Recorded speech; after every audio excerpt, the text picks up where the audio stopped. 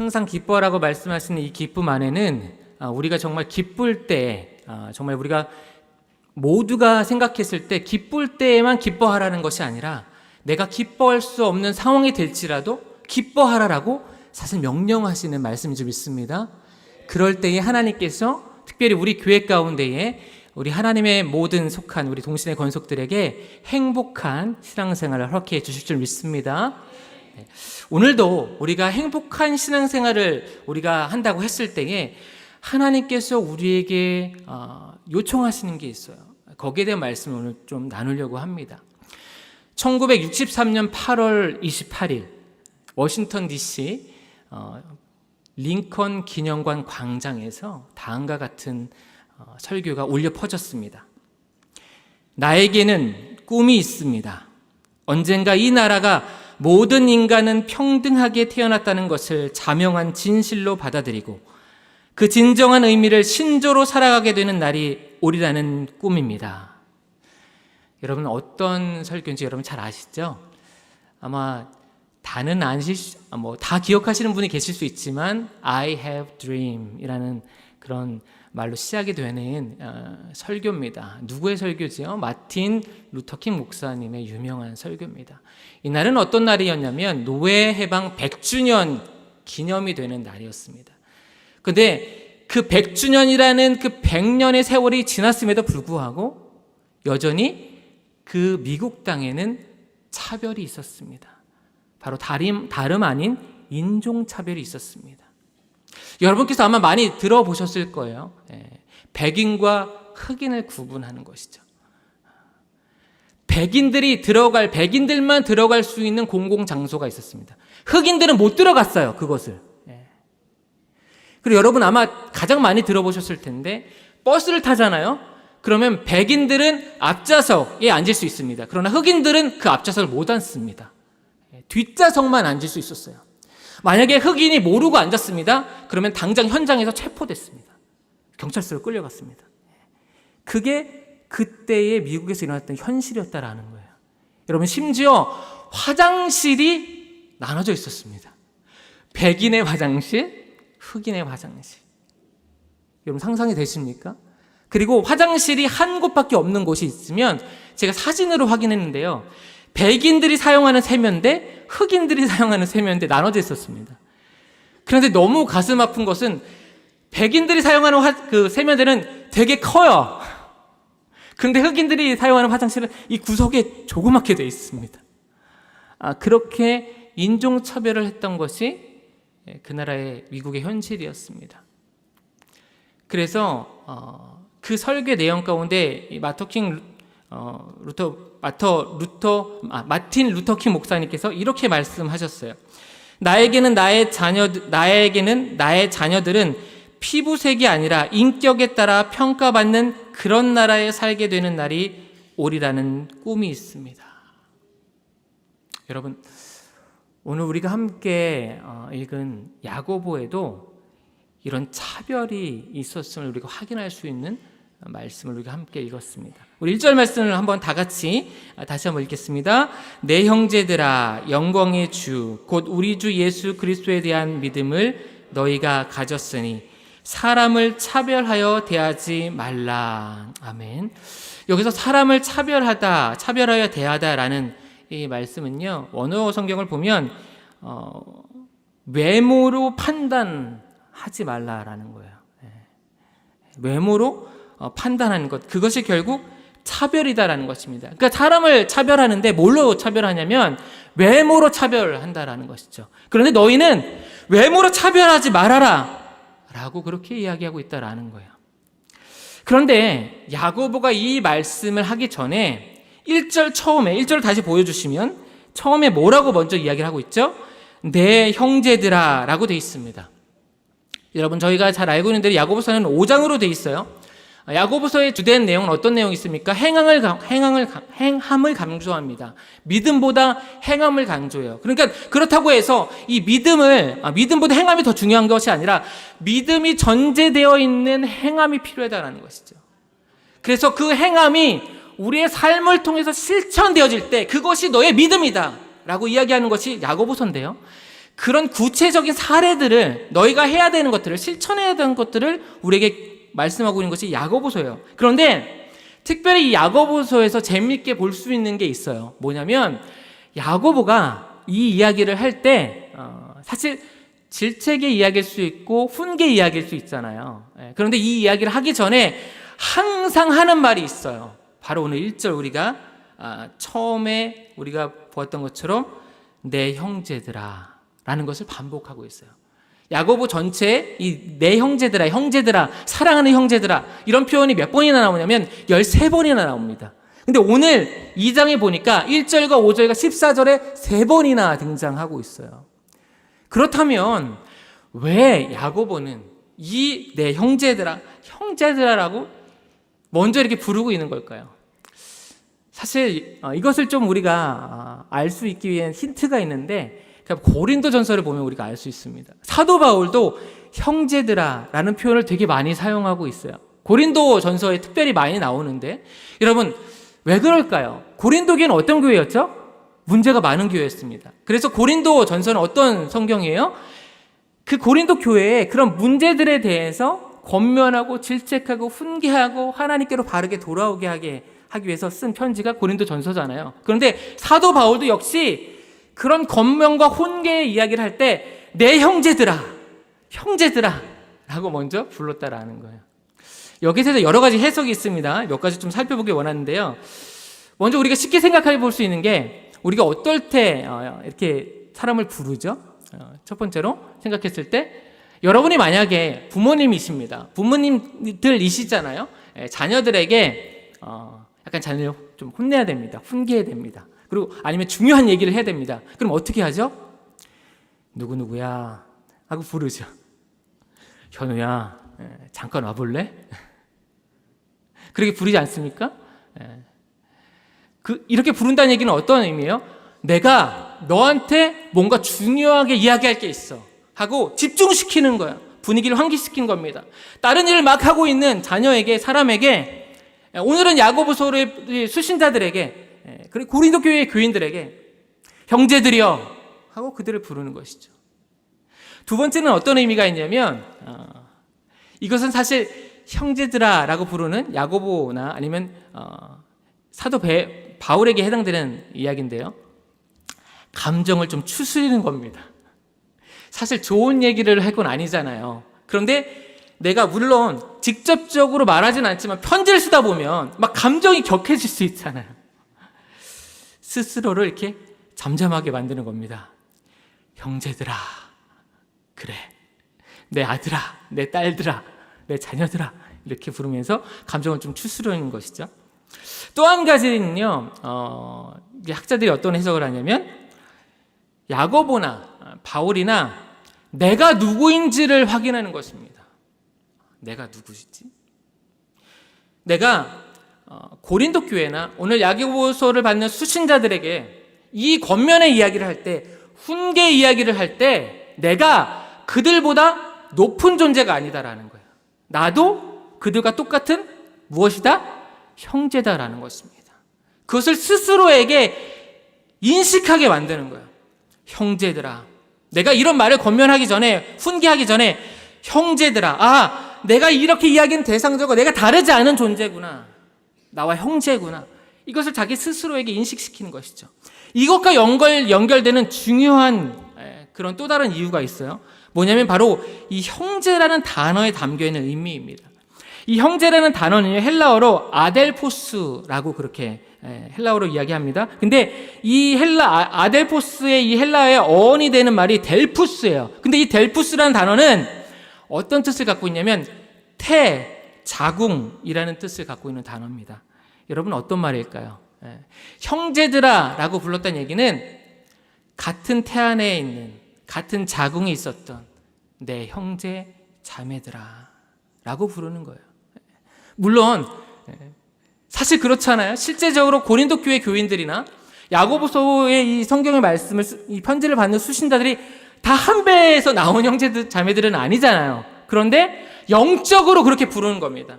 누구 안에서? 예수 그리스도 안에서. 예수 그리스도의 십자가의 보혈의 피로 우리를 하나 되게 하신 그 영적인 자궁과 태 안에서 그렇게 우리를 새로 태어나게 하신 나의 형제들아, 자매들아, 그렇게 부르고 있는 거예요. 여러분, 이렇게 오늘 야고보가 훈계 이야기를 할 때, 사랑하는 그 수신자들에게 이 권면의 이야기를 할 때 내 형제들아 라고 부르는 이 형제들 속에서 여러분, 하나님께서 무엇을 말씀하시고자 하는지 여러분 깨달아지십니까? 그렇다면 우리 옆에 있는 분들 바라보시면서 한번 그렇게 이야기했으면 좋겠습니다. 우리 집사님께서는 나의 형제십니다. 우리 권사님께서는 나의 자매십니다. 라고 한번 그렇게 믿음으로 한번 그렇게 이야기해 주시겠습니다. 우리 집사님, 권사님, 우리 장로님, 형제이시고 자매이십니다. 여러분, 결국 야고보는요, 너와 내가 다르지 않다라는 거예요. 너와 내가 하나님 안에서 하나님께서 한 형제 자매 삼으셨다라는 거예요. 너와 나는 위아래 상하관계로 그렇게 존재하는 것이 아니라 평등하다라고 그렇게 이야기하고 있는 것입니다. 그렇다면 여러분, 우리가 물론 형제간에 물론 차별할 수 있습니다. 그러나 차별해서는 안 된다라는 것을 먼저 전제하고 있는 거예요. 그런데 여러분, 이렇게 이야기를 하고 있지만 2절과 3절을 보시면 나중에 말씀을 보시면 어떤 일이 벌어졌다라고 이야기하고 있어요. 이것은 믿음의 공동체 안에서 일어났던 일입니다. 여러분, 당시에는요, 지금보다도 더 명확하게 부자와 가난한 사람들이 구분을 할 수 있었습니다. 그것은 다른 것이 아니라 옷차림으로 구분할 수 있었어요. 그래서 종교적으로 높은 사람들은 하얀 옷을 입었습니다. 그리고 정치적으로 높은 사람들, 귀족 같은 사람들은, 귀족층은 자주색 옷을 입었어요. 그리고 가난한 사람들, 그런 계급에 포함되지 않는 그런 권력이 없는 사람들은 하나로 되어 있는, 통으로 되어 있는 그런 한 벌 정도의 옷을 갖고 있었습니다. 밤의 추위를 겨우 면할 수 있는 그런 옷이죠. 그런 옷을 매일 입다 보니까 그 옷이 어떻게 될 수밖에 없어요? 낡아질 수밖에 없습니다. 더러워질 수밖에 없습니다. 남루해질 수밖에 없어요. 오늘 그래서 2절과 3절을 통해서 확인할 수 있는 게 뭐예요? 믿음의 공동체인 회당에 들어왔어요. 높은 사람이 들어온 것 같아요. 왜? 금가락지도 꼈기 때문에. 바로 한눈에 알아볼 수 있어요. 하얀색이 옷이었든 자주색이 옷이었든 한눈에 알아볼 수 있어요. 왜요? 그가 부자였다라고 표현하고 있기 때문에. 그런데 그를 어디로 인도했다고 그래요? 그 회당에서 가장 좋은 자리로 안내했다라는 거예요. 그런데 그렇게 한 볼밖에 없는 더럽고 남루한 옷을 입은 사람이 들어왔어요. 가난한 사람이죠. 들어왔더니 뭐라고 얘기해요? 거기 서 있든지 앉든지. 만약에 앉으려면 발등상이라는 곳이 있는데 발등상 위에 말고 그 아래 앉으세요. 이렇게 얘기했다라는 거예요. 여러분, 이야기는 어떤 얘기냐면 그 당시 발등상을 여러분 아실 텐데 왕이나 귀족들이 발을 놨던 그런 곳이에요. 근데 그 위도 앉지 말라는 거야. 왜? 넌 가난한 사람이니까. 그러니까 그 발등상보다도 못한 존재로 여겼다라는 거예요. 근데 이게 어디서 일어났다는 거예요? 회당에서 일어났다는 거예요. 하나님 믿지 않는 사람들이 모이는 것이 아니라 하나님 믿는 사람들 모임 가운데 그 일이 일어났다라는 거예요. 너무나 이런 부당한 일들이 그 당시에 일어났다라는 것이죠. 그래서 오늘 야고보는 9절에서 이렇게 말씀하고 있습니다. 우리 함께 읽어보겠습니다. 만일 너희가 사람을 차별하여 대하면 죄를 지은 것이니 율법이 너희를 범법자로 정죄하리라. 아멘. 여러분, 무서운 말입니다. 무서운 말씀입니다. 너희가 차별하면 뭐라고 말씀하고 있어요? 그것은 죄다라는 거예요. 여러분, 성경에서 여러분 이제 신약 성경을 보시면 자주 등장하는 이 죄라는 단어 여러분 잘 아시고 있는 하마르티아라는 단어예요. 근데 이 말씀의 뜻이 무엇이죠? 이것도 너무나 잘 알고 계시죠? 관역에서 벗어나다라는 뜻입니다. 여러분 들으셔서 아마 잘 아실 거예요. 그런데 이 단어에는 뭐가 있냐면 어떤 뜻이 같이 있냐면 고의성과 의도성이 들어있어요. 무슨 얘기일까요? 일부러 관역에서 벗어나는 거예요. 내가 관역에서 벗어나지 않을 수 있어요. 하나님이 말씀하신 이 말씀대로 내가 살 수 있어요. 내 의지대로. 근데 내 의지대로 내가 의도적으로 고의성을 가지고 그렇게 하지 않는 겁니다. 그래서 그게 죄악인 것입니다. 그런데 오늘 말씀에 위로 올라가서 4절을 보면요, 야고보서가 이 부분을 조금 더 이해할 수 있게 하기 위해서 조금 더 콕 집어서 이야기하고 있습니다. 4절 말씀 제가 읽겠습니다. 너희끼리 서로 차별하며 악한 생각으로 판단하는 자가 되는 것이 아니냐. 그러니까 9절에 내려와서 그것이 죄다라는 거예요. 근데 여기서 제가 집중하고 싶은 것은 판단하는 자라는 단어입니다. 여러분, 이 단어는요, 원어로 보면 재판관이고 심판자에 해당되는 그런 말이에요. 다시 말해서 사람을 차별하고 외모로 판단하는 사람은 어떤 사람이다? 자신이 재판관이 되는 거예요. 자신이 심판자가 되는 것입니다. 여러분, 그런데 우리가 잘 알고 있는 대로 우리의 유일한 심판자, 재판자는 누구시죠? 하나님밖에 없으십니다. 하나님만 우리의 심판자이시고 재판자이십니다. 그런데 차별한다는 것은 뭐예요? 외모로 사람을 판단한다는 것은 무엇입니까? 자신이 누가 된다는 거예요? 하나님이 된다라는 거예요. 내가 하나님의 자리에서 심판하는 것입니다. 재판하는 거예요. 판단하는 것입니다. 누구를? 나와 똑같은 하나님의 백성을. 오늘 주일 설교 가운데 담임 목사님께서 말씀하신 대로 그 사람을 무시하는 것입니다. 하나님의 형상이 그들에게 있는데 그들의 안에 있는 하나님의 형상을 무시하는 거예요. 판단하는 것입니다. 내가 누가 되어서? 하나님이 되어서. 그래서 이것은 완벽히 죄다라는 것입니다. 오늘 이 말씀이 조금 여러분에게 불편하실 수 있어요. 그러나 오늘 이 말씀을, 하나님의 말씀을 들으시고 잠시 여러분의 모습을 돌아볼 수 있었으면 좋겠습니다. 여러분에게 한번 질문해 보시길 바랍니다. 여러분, 혹시 지금까지 살아오시면서 사람을 차별하신 적이 있진 않으십니까? 외모로 사람을 판단하시지 않으셨습니까? 제가 좀 설교를 마치면서 한 가지 좀 예발을 들려드리려고 합니다.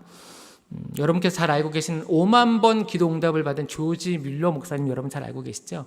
이 목사님께서 한 영국 교회에 이제 부임을 하게 되셨습니다. 이제 부임을 해서 예배당에 딱 들어가셨는데 앞으로 가면서 이 예배당 이제 뭐 장의자였던 하여튼 뭐 어떤 의자들이 이제 쭉 놓여 있는데 좀 특이한 것을 발견하게 되신 거예요.